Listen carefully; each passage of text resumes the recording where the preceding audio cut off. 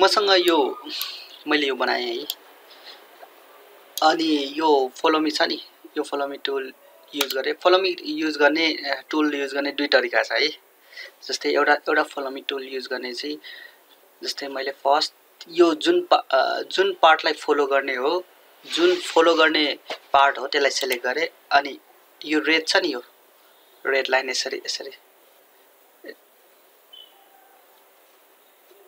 यस्तो गरे, यसरी फलो मी युज गर्ने है। एउटा तरिका चाहिँ हो। फेरि मैले कन्ट्रोल जेड गरे है। म यसलाई दुई कपी बनाउँछु। एउटा यो जस्तै फर्स्ट मैले यसरी सेलेक्ट गरे। फर्स्ट जुन पार्ट फलो गर्नुपर्ने हो त्यो सेलेक्ट गरे। फर्स्ट तरिका यो। अनि अर्को तरिका के भन्देखि फर्स्ट मैले यो पार्ट सेलेक्ट गरे। यसलाई हामीले पार्ट भन्छ के, PATH पार्ट। अब यसमा चाहिँ यो मैले यो फर्स्ट यो पार्ट सेलेक्ट गरे हैन। अनि follow me tool use click गरे। त्यसपछि कुन पार्ट चाहिँ फलो गराउने हो, यो पार्ट फलो गराउने। यसरी पनि फलो मी युज गर्न सकिन्छ है। अब जस्तै मैले यहाँ म फलो गराउँछु है।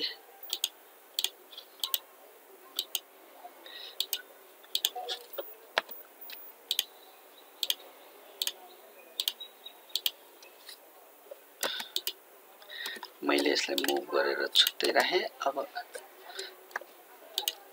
सरी, यसलाई चाहिँ हटाइदिए। अब यो बर्डलाई फलो गर्छु। फलो गर्दाखेरि धेरै ठाउँबाट फलो गर्न सकिन्छ यसरी।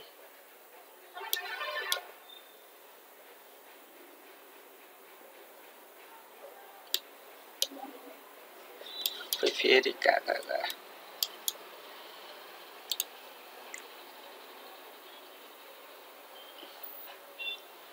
यहाँबाट यसरी ल,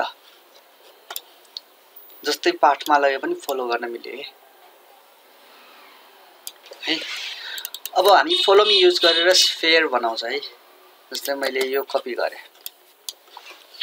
अब यसलाई यसरी माथि कपी गरे। अब यो पार्टलाई म रोटेट गर्छु। कसरी रोटेट गर्छु भने माथिबाट रोटेट गर्छु। क्यू गर्छु, शिफ्ट चाहिँ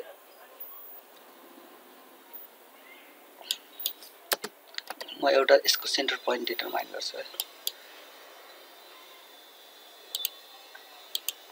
यो सेन्टर पोइन्ट भयो।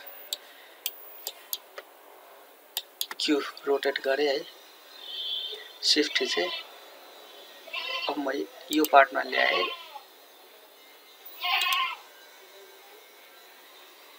यो उल्टो रोटेट गर्छ। सरी, हामी माथितिर रोटेट गर्ने हो।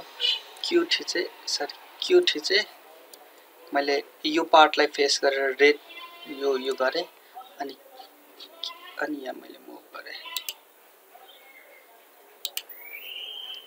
कति 90 डिग्री। अब मैले यो डिलिट गरे।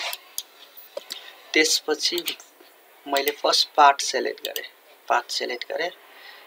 अनि यो फलो मी टुल युज गरे यसरी है।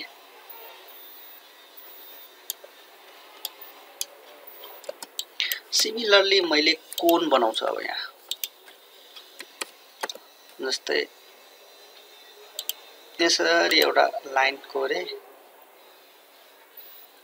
अनि यहाँबाट पनि जुनै एक्सिसमा कोरे पनि हुन्छ। यसरी बनाएँ है। अब मैले फर्स्ट मैले पार्ट सेलेक्ट गरे। फलो मी टुल क्लिक गरे। यसरी कोन बनाएँ है।